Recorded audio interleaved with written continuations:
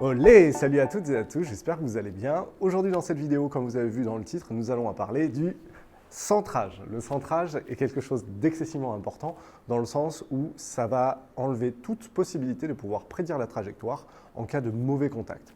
Si vous deviez enlever deux compétences à un joueur professionnel qui le remettrait quasiment au même niveau que les joueurs débutants, c'est sa capacité d'adaptation en situation et son centrage. Une fois qu'on enlève le centrage, malheureusement, ça devient plus compliqué. On peut littéralement passer à côté de la balle et du coup, la balle ne vole pas. Donc ça, il va falloir être très vigilant là-dessus. Aujourd'hui, on va vraiment essayer de voir comment les identifier et voir un petit peu quelle incidence ça peut avoir sur la trajectoire. Avant de commencer, n'hésitez pas à nous mettre un petit like sur cette vidéo, ça nous aide pour le référencement et ça nous aide grandement. Je vous remercie et on attaque tout de suite, c'est parti. Alors, le centrage, en quoi c'est utile? Eh bien, ça va nous permettre d'envoyer la balle plus loin, plus droite et éviter justement de repartir avec de fausses informations. Pour vous donner un ordre d'idée de ce qui peut se passer, il faut savoir que la phase de club, plus on monte dans les clubs, c'est-à-dire que sur les petits clubs, ça va moins se ressentir, mais par contre, sur les très longs clubs, type bois, driver, ça aura un effet colossal. En gros, pour faire simple, la phase de club fonctionne comme un trampoline. Si vous nous suivez déjà depuis un petit moment, vous le savez déjà. En gros, vous avez le centre de la phase qui est ici. Si vous la prenez en pointe du club, ça aura tendance à vous renvoyer la balle plutôt vers la partie gauche. Et enfin, si vous les prenez plutôt un peu sur le talon, plutôt vers la partie droite. Un peu à l'image d'un trampoline, quand vous sautez sur le milieu, vous sautez haut et loin. Lorsque vous sautez sur les côtés, vous êtes renvoyé vers le milieu. Bien évidemment, au-delà d'un certain seuil, on ne peut plus rattraper. Vous allez voir l'incidence et comment on peut arriver à globalement essayer de rattraper ça et vous verrez que dans les sensations, on peut arriver à sentir une pointe et un talon. Aujourd'hui, l'objectif, c'est vraiment de pouvoir identifier le centrage et d'essayer de faire en sorte de pouvoir l'optimiser. Un centrage idéal, c'est quelque chose qui va se situer aux alentours de la 5e strie sur le club. On peut le voir juste ici derrière. On a donc le centrage ici. J'ai tapé quelques balles avant, histoire quand même de vous montrer un peu ce qu'il en est. On va avoir donc 1, 2, 3, 4, 5 stries et on se retrouve à peu près ici. En fonction des clubs que vous allez utiliser, le centre de masse, ou du moins le centre idéal de votre club ne sera pas tout à fait le même en fonction des matériaux utilisés. Mais bon, ce n'est pas le but de cette vidéo. L'objectif, c'est vraiment de comprendre. Maintenant, on va essayer de voir comment finalement identifier où est la balle lorsque vous prenez la balle. D'accord, sur la face. En gros, pour faire très simple, tout ce qui sera en dessous de cette ligne, dans les sensations, tous les contacts qui vont être en dessous de ça, les sensations, on va avoir quelque chose de très dur dans les mains et avoir une sensation avec beaucoup de vibrations dans les mains. Le son est très sec et le contact nous paraît dur dans les mains. Celles-ci, en hiver, elles font très mal. On pourrait associer ça à un top, par exemple. Tout ce qui va être au-dessus de cette ligne, on va commencer à avoir un son qui est plus gras et quelque chose, au contraire, qui va nous paraître beaucoup plus lourd dans les mains. Pour la bonne et simple raison que la balle étant posée au sol, si vous commencez à mettre une face trop basse par rapport à la balle, tout ça c'est dans le sol. Donc vous vous doutez bien que vous allez commencer à ressentir quelque chose de lourd. Ok ? Du coup, ça nous donne déjà ces deux petites choses. Là, aujourd'hui, le but, c'est vraiment que vous puissiez les identifier. Il faut savoir que dans les perceptions, au départ, peut-être que ça va vous paraître dur à pouvoir ressentir, mais à force d'y prêter attention, ça va devenir de plus en plus simple. Imaginez cette notion de hauteur sur la face. C'est un petit peu comme si là, je vous dis, bon, tiens, c'est bizarre, je commence à sentir quelque chose d'un peu lourd dans les mains, un peu dur dans les mains. Et ne serait-ce que d'essayer d'y prêter attention, déjà, ça va vous y aider. Ça va vous permettre de jauger s'il faut aller plus bas ou plus haut. Pour faire très simple, si vous voyez que derrière, vous avez des difficultés à toucher le sol, il y a d'énormes probabilités que lorsque vous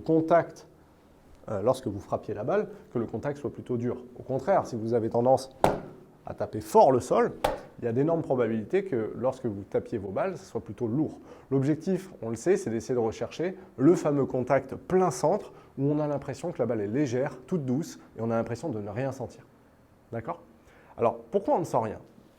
Tout bonnement parce que lorsque le club arrive ici, un peu à l'image d'une cymbale, je viens taper dessus, on a la vibration qui se diffuse dans la cymbale, le son est émis, et si je souhaite arrêter ce son, il suffit simplement que le batteur prenne la cymbale et le son s'arrête immédiatement puisque les vibrations se stoppent.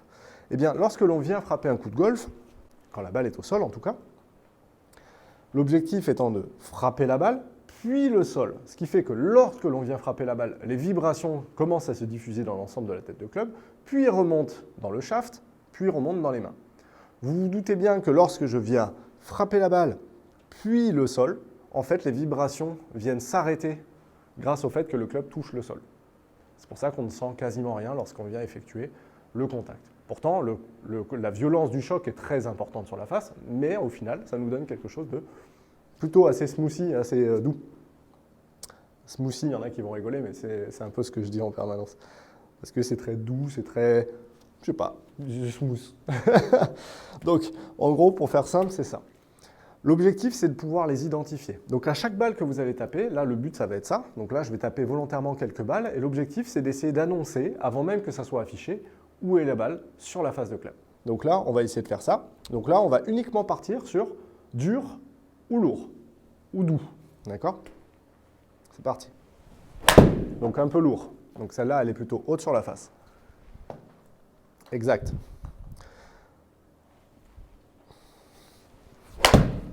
Un peu dur. Donc celle-là, elle est plutôt basse sur la face. OK? Là, pour l'instant, je ne suis pas en train de parler de talon de pointe. Je suis juste en train de vous parler de ça. L'objectif, ça va être vraiment de pouvoir réagir de la bonne façon, mais pas sur-réagir. C'est-à-dire que là, depuis tout à l'heure, je vous dis un peu lourde, un peu dure. Ça veut dire que je ne suis pas trop loin, mine de rien, du centre optimal. Je fais exprès, bien évidemment, de décentrer la balle. Ma tendance à moi, c'est quand même de les prendre plutôt en haut de la face. J'ai tendance à être un peu profond. C'est une tendance, mais c'est important de le savoir. Comme ça, au moins, lors de votre recherche, une fois arrivé sur le tapis, bah déjà, ça va être de dire, OK, comment je peux prendre une image? On va essayer d'imaginer que demain, vous prenez une balance que vous avez à la maison pour peser les aliments et vous dites, allez, c'est parti, 3 kilos.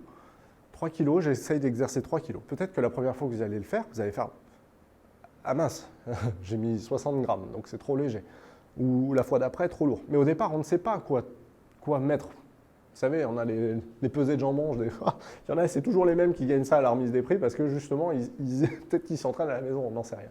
Mais globalement, ce qu'il faut retenir, c'est ça. C'est que lorsque vous faites glisser le club, bah, il y a des fois, le fait de ne pas le faire glisser, on va se dire que du coup, le club est trop haut. Et des fois, il glisse trop fort, donc quelquefois, il est trop bas. Mais ce qui va nous permettre de le juger, au moment de l'impact, bah, finalement, c'est le contact. Et ça va nous permettre par la suite de réajuster le tir au fur et à mesure. D'accord? Donc, à chaque fois que vous m'effectuez un coup de golf, essayez d'être précis dans votre recherche de façon à ne pas surréagir, un peu à l'image de ce que je dis souvent, lorsque vous prenez par exemple un verre et que vous devez le poser sur la table, lorsque on est enfant, on n'a pas de notion de si c'est dur ou pas assez. On ne va pas donner le verre en cristal qui a 3 générations à un bébé. Parce que lui, il va faire « Ah, cool !» Bam, il va le taper, c'est fini, c'est cassé, on n'en parle plus. C'est pour ça que généralement, on lui donne des trucs en plastique. Quand on voit ce qu'ils en font des fois sur les tables lorsqu'ils mangent, on se doute bien que c'est mieux de leur donner ça parce que c'est plus compliqué. Nous, on n'en est pas là, mais on a une capacité de pouvoir comprendre ce qu'on est capable de faire, mais là, bien souvent, c'est parce qu'on ne sait pas quoi faire et comment l'évaluer. Donc l'objectif, c'est ça. Je suis ici. OK. Alors, qu'est-ce que j'ai ressenti? Lure, dur ou plutôt lourd? J'ai fait un entre-deux. Alors, je suis ici. L'objectif, c'est de... Chaque coup de golf, un petit peu dur, mais pas mal. Voilà. Donc ça, c'est mon contact à moi. Quand je dis pas mal, un peu dur et pas mal, bon, bah là, écoutez, elle est quasiment plein centre. Je ne vais pas chipoter. Hein. Hop là. On recommence. Pas mal, ça. Un petit peu pointe, je dirais. 1 millimètre dans la pointe. Bon. Ça, c'est mon centre à moi. D'accord? Je les prends toujours un petit peu en haut de la face. Bon, après, chacun est différent. Mais l'objectif, c'est de ne pas être trop loin de la vérité, vous voyez? J'y crois pas, j'ai senti 1 millimètre. J'adore dire pointe. Bon, bref, vous l'aurez compris, l'objectif, c'est de ne pas surréagir. Mais par contre, d'essayer de ressentir qu'est-ce que je sens. Une très grosse gratte, on arrive à l'identifier au début. Un très gros top, on arrive à l'identifier au début. Donc, vous savez, une grosse gratte, c'est très haut sur la face. Un gros top, c'est plutôt très en bas de la face. L'objectif, en fait, c'est d'affiner vos sensations de façon à ce que, au fur et à mesure, vos perceptions deviennent de plus en plus fines. Vous vous doutez bien que même les meilleurs joueurs du monde continuent de rater des contacts. Mais par contre, ils sont capables de réagir tout de suite derrière en disant « Ah, je l'ai gratté, très bien, bah, le coup d'après, je ne me ferai pas avoir. Très souvent, on a des golfeurs qui prennent l'eau, c'est-à-dire qu'ils sont là, sur le parcours. Je fais une image, hein, mais imaginons que le golfeur fait des tops toute la partie. C'est comme si je voyais quelqu'un en train de faire section de l'artère fémorale, ça saigne. Waouh, ça saigne beaucoup. Oh là là, je suis pas bien là, hein, ça saigne. Et en fait, tu as le golfeur, il est là, et puis il top, mais il ne sait pas quoi faire. Parce que bah, il n'a pas de notion de ce qu'il faut faire. Ah, ça saigne beaucoup, je vais mourir. Ah mince, plus que 3 minutes, après c'est foutu. Et ben, les golfeurs, c'est la même chose. On voit très souvent le golfeur qui commence à prendre l'eau, qui prend l'eau, et puis en fait, il ne réagit jamais, parce qu'il ne sait pas quoi faire. Et la toute première chose, bah, c'est les contacts sur lesquels il faut pouvoir réagir. Si déjà vous avez une capacité à réagir sur vos contacts, la suite, ça va en découler en fait, tout simplement. Ok ? Du coup, pour rappel, bas de la face, plutôt dur dans les mains, contact assez sec. Quand c'est en haut de la face, plutôt lourde et contact un peu gras à l'oreille. Ok ? Allez, petite dernière. Bas de face, ça fait mal aux mains. Allez, prends. Voilà. Donc la balle d'après, je réagis, je réajuste le tir. Ok, mieux, mais en pointe. Voilà. Donc maintenant, on va voir comment identifier la pointe et le talon. Eh bien, vous allez voir que c'est assez surprenant. Je vais volontairement taper une énorme pointe, je vais me sacrifier, un énorme talon, de façon à ce que par la suite vous puissiez voir ce qui se passe sur la face de club, parce que, mine de rien, on peut le sentir sur la face. Mais avant de vous dire exactement quelle sensation, du coup, je vais vous les montrer. Allez, on commence par le magnifique petit talon. Aïe, ça fait mal ça. Ça, c'est talon gratte. Du coup, je vais essayer de vous montrer, comme je vous l'ai dit, un joli petit. Donc là, je viens de régler pour cette fois-ci qu'on puisse voir la vidéo. Je vais la prendre dans le talon, de façon à ce que vous puissiez voir à quoi ça ressemble. Ah, ça fait mal. Voilà. Alors, je vais éteindre de façon à ce que vous puissiez voir. Voilà. Du coup, si on observe ce qu'a fait mon club, donc là, on voit le club qui se présente. Très bien. Contact, on peut distinguer plutôt dans le talon. J'embarque la souris avec moi. Je ne sais pas s'il va la capter encore. Hop, voilà. Donc l'image d'après, regardez ce qui se passe. On voit la face de club qui vient s'orienter à gauche, très à gauche, puis réouvrir très légèrement. Donc, que vous effectuez ce genre de coup, il est très important d'essayer d'identifier ce qui se passe. Lorsque vous taperez la balle dans le talon, vu que le centre de gravité du club est ici, vous la tapez ici, en fait, ça aura tendance à refermer la face de club. Vous aurez beau essayer de tenir le club très fort, ça va vous refermer la face. Okay ? Problématique de ça, et des décentrages, j'en ai pas parlé, mais quand vous tenez un club fort et que d'un coup, il se passe ça, c'est là où on va retrouver tout ce qui peut être tendineux, d'accord ? Tout ce qui est tendinite, les tennis elbow, etc., ou les golf elbow, tout ça, c'est lié au décentrage. La plupart du temps, les golfeurs ne le savent pas, mais les tendinites, toutes les personnes qui peuvent avoir ce genre d'inflammation, qui peuvent être liées au golf, sont liées au décentrage. Donc ça, il faut vraiment être très vigilant là-dessus. Maintenant, je vais volontairement refaire une énorme pointe pour que vous puissiez visualiser ce qui se passe.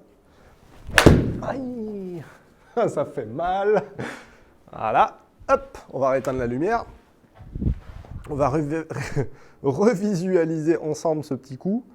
Voilà, regardez, donc le club se présente, pas de souci. Là, je tape dans la pointe. Regardez la face de club, comme elle vient s'ouvrir. C'est-à-dire que de cette manière, on voit la face qui vient complètement s'orienter à droite. Ce qui fait très mal d'ailleurs. Voilà. Donc là, la face de club, hein, si je vous trace un petit peu les choses, voilà. La face de club est complètement orientée à droite, liée au fait du centrage. Et ensuite, vous voyez, elle vient se replacer.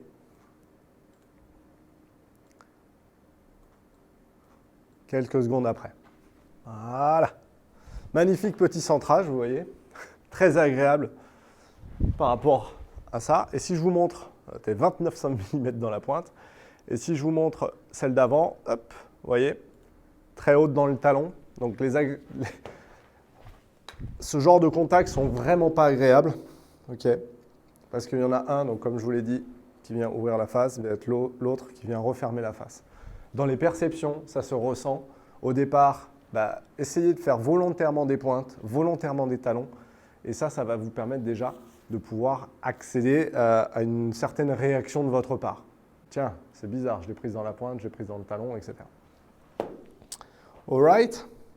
L'objectif maintenant, vous l'aurez compris, que l'on arrive à percevoir un peu ce qui se passe, c'est déjà de vous entraîner à le percevoir. Si vous n'arrivez pas à le sentir, c'est que l'action, elle n'est pas encore assez disponible, ou du moins vous n'avez pas encore créé les connexions pour ça. Ce que je vous propose à ce moment-là, c'est de volontairement vous mettre à l'entraînement, vous prenez le sandwich, vous mettez à une zone de 30-40 mètres et vous accentuez un peu le truc, vous essayez de les prendre énorme dans la pointe, énorme dans le talon et essayez de percevoir ce qui se passe. Vous savez, pour le cerveau, la soquette par exemple, c'est le coup qui fait disjoncter le cerveau parce que c'est une incompréhension totale pour le golfeur, dans le sens où lorsqu'on la prend ici avec le tube, la balle part à droite, or la face de club se referme. C'est pour ça que du coup ça fait disjoncter les golfeurs. Parce que du coup, ils se disent, mais attends, ça n'a aucune cohérence, j'ai la sensation que la face de club se referme, pourtant la balle part à droite. Et ça, c'est complexe du coup. Parce qu'on se dit, je fais quoi avec ça, moi? Ok. Allez, on se fait un petit jeu sur 5 balles. Objectif, arriver à les percevoir. Bon, vous l'aurez compris, pour moi, ok, ça a l'air pas mal, ça, un petit peu talon. Voilà. Ensuite, on recommence. Ça peut être plein centre, ça. Ouais. Alors, c'est mon centre à moi, hein. Plein centre un peu haut, ça c'est logique. Comme je vous l'ai dit, chacun est un peu différent. Il y en a qui vont plutôt avoir un centre un peu bas de face, d'autres un peu haut. Le mien est souvent un petit peu en haut de la face. J'ai tendance à être un chouille profond. Je ne suis pas le gars qui fait les divots les plus délicats de l'histoire. Mais ça ne me dérange pas trop. Ok, un peu pointe. Voilà. Donc ça, c'est le genre de choses sur lesquelles on va pouvoir se dire, ok, bon, maintenant je suis capable de réagir, je suis capable de le faire. Maintenant, comment je peux arriver à le contrôler? Alors, plusieurs possibilités. Soit vous utilisez éventuellement de la craie. Vous mettez de la craie sur votre face de club et vous essayez de la frapper. Si au contraire, vous avez des faces qui sont assez mates, mettez de l'eau sur la balle, frappez, regardez où est le contact. Autre possibilité, il y a possibilité d'acheter des petits sticks que vous pouvez coller en fait sur les faces directement sur les plateformes, pour ne pas les citer, type Amazon ou autre. Vous regarderez, il y a des fiches pour pouvoir arriver à les coller directement dessus. D'accord ? Dernière possibilité, mais ça malheureusement c'est pas très viable en France, c'est les bombes que l'on voit ici, puisque en fait il faut qu'il y ait une certaine quantité de talc, d'accord ? C'est du talc pour les pieds, que vous pouvez mettre sur la face. Après rien ne vous empêche d'utiliser de la bombe de couleur, mais bon ça je ne recommande pas dans le sens où il ne faut pas que ça soit un truc qui soit trop violent. Et voilà, sinon après de mémoire je crois qu'il y a encore des petites choses spécialisées là-dedans, mais je ne les exploite pas énormément puisque vous l'aurez compris avec le Trackman en indoor, on est plutôt pas mal. Donc, ça, c'est les petits points qui sont très intéressants. Maintenant, vous allez me dire, oui, c'est bien gentil, je peux les identifier, mais comment je peux, d'où vient le problème en fait? Alors, il y a beaucoup de possibilités d'avoir des problèmes de centrage. La toute première, en fait, sur laquelle il faut faire très attention, c'est votre relation, coordination, œil-balle. Parce que très souvent, on a une mauvaise perception de la taille de l'outil. Et en fonction de ça, quelquefois, on a l'intention de frapper avec cette balle, avec cette partie-là, et du coup, sans le faire exprès, en fait, vu qu'on pense que l'on frappe cette partie-là, du coup, en fait, sans le savoir, on tape dans une autre. Donc ça, c'est uniquement valable si vous êtes consistant dans vos contacts. La deuxième possibilité, c'est déjà d'y prêter aussi attention. Je fais très attention à où est-ce que je la prends et j'essaie de me réajuster un petit peu à l'image de « tiens, je dois aller éteindre l'interrupteur, je n'ai pas besoin de me mettre au millimètre, mais par contre, je sens que là je suis trop loin pour appuyer dessus, il faudrait peut-être que je me rapproche. » Ou des fois, je serai un peu plus proche, un peu plus long, un peu plus loin. L'objectif, c'est déjà de sentir, moi je sens que j'ai un problème là-dessus, si je me mets un peu plus proche, qu'est-ce qui se passe? Si je me mets un peu plus loin, qu'est-ce qui se passe? Sachez une chose, c'est qu'avec une simple position, on a un pouvoir d'action qui est quand même assez important. Je m'explique. Donc ça, c'est la position à laquelle bah, je me mets d'habitude, mais je peux très bien aussi faire glisser le club au-delà, comme plus proche. Vous voyez? Du coup, finalement, j'ai la possibilité de là à là, bah, de pouvoir toucher le sol. Donc vous vous doutez bien qu'à partir du moment où la balle est positionnée à un endroit, on a quand même un pouvoir d'action là-dessus. Pour ceux qui auraient tendance à prendre des talons, donc les prendre ici, alors que vous adressez la balle de la bonne façon, parce qu'il y en a qui vont déjà l'adresser, c'est-à-dire mettre la balle déjà sur le talon, ça c'est pas plutôt une bonne chose. Si vous êtes sûr que la balle est parfaitement centrée, mais que vous la prenez tout le temps dans le talon, ça veut dire que votre club, vous voyez, il vient s'éloigner de vous d'une quelconque façon. Okay, ça peut venir du bassin, ça peut venir des bras, ça peut venir de tout un tas de choses. L'objectif, ça va être de toute façon de trouver une solution sur laquelle arriver à solutionner, on va dire, un petit peu ce problème. Donc, une petite astuce toute bête que vous pouvez pratiquer en parcours. C'est un exercice, mais qui va vous permettre peut-être de solutionner un petit peu le problème. Prévenez vos partenaires de jeu que vous allez faire ça. Vous allez adresser la balle. On a vu que pour ceux qui les prennent un peu talon, votre club s'éloigne de vous. Du coup, l'objectif, ça va être de créer la sensation inverse. Vous prévenez les partenaires de jeu, vous leur dites je vais faire 2 coups d'essai, par contre je vais placer le club derrière la balle, mais mon objectif, ce n'est pas de la toucher. Okay, à partir de là, j'adresse la balle, je viens esquiver la balle en rapprochant le club de cette manière.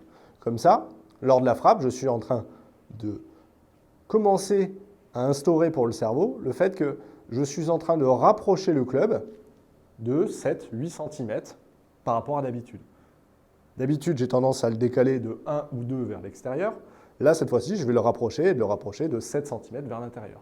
Et une fois que vous êtes devant la balle, votre objectif ne sera pas, attention avec ça, d'esquiver la balle, mais juste de la prendre pointe. Vous voyez l'idée?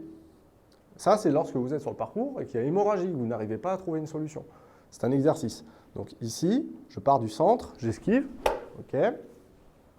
Je reprends, je pars du centre, j'esquive, et ensuite, je viens me placer. Et là, l'objectif, ce n'est pas de l'esquiver, c'est de la taper avec la pointe.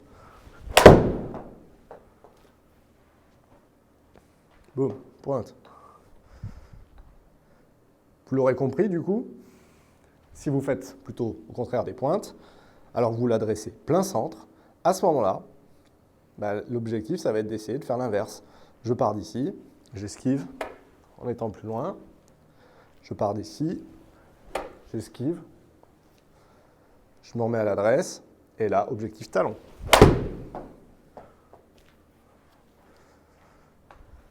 Et si bah, vous avez l'effet inverse, j'ai tendance à les prendre trop haut, ok, objectif, prendre que la balle. Si au contraire, vous les prenez tout en bas, objectif, prendre plus de sol. Ne serait-ce que par les intentions, ça c'est très important. Vous avez beaucoup plus de compétences que ce que vous ne pensez, mais l'idée, c'est aussi de savoir comment les activer et à quelle mesure le faire. Mais vous vous doutez bien qu'avec un minimum d'entraînement sur ce genre de recherche, ça va déjà vous y aider grandement. Okay, partez du principe que je ne peux pas voir si vous êtes placé trop loin, trop proche de votre balle. L'idée, encore une fois, c'est de ne pas être dans quelque chose de trop déconnant. Mais par contre, on a quand même un pouvoir d'action sur les contacts. Prêtez-y attention. Restez uniquement focus là-dessus pendant que vous êtes en train de faire ce genre de recherche. Et à chaque balle, essayez d'identifier où est-ce qu'elle est prise. Tiens, au départ, peut-être faites uniquement lourd ou léger. Lourd ou léger. Et après, si derrière lourd ou léger, ça ne vous parle pas, est-ce que c'est gras ou est-ce que c'est sec au niveau du son? Si par contre, derrière, vous voyez qu'au niveau du contact, vous avez l'impression que c'est plutôt pas mal, mais que c'est plutôt quelque chose que vous ressentez qui s'ouvre ou qui s'enferme, prêtez attention à ce moment-là si elle est sur la pointe ou sur le talon. OK? Donc vous voyez, pas mal d'informations. L'objectif, c'était déjà d'englober un petit peu ce qui peut se passer, comment les identifier et voir un peu ce qu'il en était. Finalement, regarder globalement, qu'est-ce que je peux arriver à en tirer? Est-ce que j'ai un pouvoir d'action là-dessus? Oui. Après, d'essayer de trouver des petits réajustements de façon à être sûr de pouvoir se dire « Ok, ça fait 4 fois d'affilée que je suis un tout petit peu trop bas sur la face, il faut que je réagisse en allant chercher davantage de sol. » Mais l'objectif, c'est de ne pas prendre l'eau pendant toute la partie. Okay, je suis ici, tac. Ok, un peu de talon. Voilà. Ça marche? Possibilité de réagir. J'ajuste le tir au fur et à mesure de façon à n'être jamais trop loin du centre. Si vous décentrez votre balle, malheureusement, ça rendra votre trajectoire plus irrégulières. Si vous décentrez énormément, ça pourra aller même jusqu'à des inflammations tendineuses. L'objectif, c'est de ne pas se retrouver, bien évidemment, en arrêt, juste à cause d'un centrage. Okay. Du coup, la vidéo va s'arrêter là-dessus. Si cette vidéo vous a plu, n'hésitez pas à me le dire en commentaire. Si ce type de contenu vous plaît, n'hésitez pas à nous le dire aussi. Bien évidemment, si vous souhaitez aller un petit peu plus loin, je peux éventuellement vous accompagner personnellement lors d'un bilan, éventuellement ici même chez GolfSkills. Si vous souhaitez à ce moment-là que l'on aille plus loin ensemble, mais toujours à distance, rien ne vous empêche de rejoindre le Discord qui est accessible par la newsletter juste ici sur votre partie gauche. Et pour ma part, je vous dis à très vite. Donc là, on sera sur la vidéo de dimanche. Je vous retrouve mercredi prochain pour un nouvel épisode. Et cette fois-ci, on va rentrer beaucoup plus dans le détail sur la gestion des trajectoires. Je vous remercie beaucoup. Je vous souhaite une excellente journée. Bon entraînement à tous. Un petit like et n'hésitez pas à venir nous rejoindre sur le Discord. Salut à tous.